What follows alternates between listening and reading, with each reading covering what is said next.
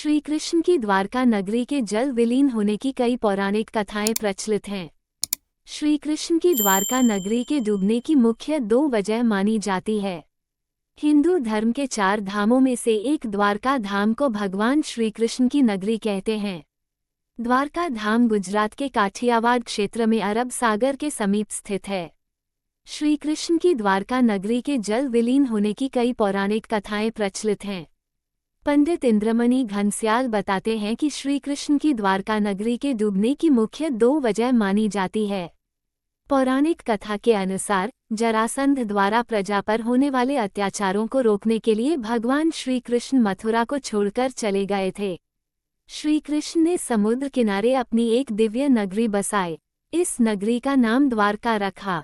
माना जाता है कि महाभारत के 36 वर्ष बाद द्वारका नगरी समुद्र में डूब गई थी।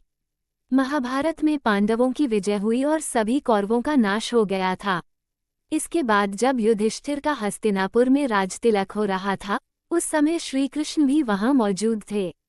तब गांधारी ने श्री कृष्ण को महाभारत युद्ध का दोषी ठहराते हुए भगवान श्री कृष्ण को श्राप दिया कि अगर मैंने अपने आराध्य की सच्चे मन से आराधना की है और मैंने अपना पत्नीव्रता धर्म निभाया है तो जो जिस तरह मेरे कुल का नाश हुआ है उसी तरह तुम्हारे कुल का नाश भी तुम्हारी आंखों के समक्ष होगा। कहते हैं इस श्राप की वजह से श्री कृष्ण की द्वारका नगरी पानी में समा गई। दूसरा कारण ऋषियों का श्राप। एक बार महर्षि विश्वामित्र, देव ऋषि नारद, कण्व द्वारका गए। तब यादव वंश के कुछ लड़के ऋषियों के साथ उपहास करने के प्रयोजन से श्री कृष्ण के पुत्र सांब को स्त्री वेश में ले गए और ऋषियों से कहा कि यह स्त्री गर्भवती है। आप इसके गर्भ में पल रहे शिशु के बारे में बताइए कि क्या जन्म लेगा। ऋषियों ने अपना अपमान होता देख श्राप दिया कि इसके गर्भ से मुसल उत्पन्न होगा और उस मुसल से समस्त यदुवंशी कुल का विनाश होगा। उसके पश्चात सभी यदुवंशी आपस में लड़ लड़कर मरने लगे थे। सभी यदुवंशियों की मृत्यु के बाद बलराम ने भी अपना शरीर त्याग दिया था। श्री कृष्ण पर किसी शिकारी ने हिरण समझकर बाण चला दिया था, जिससे भगवान श्री कृष्ण देवलोक चले गए।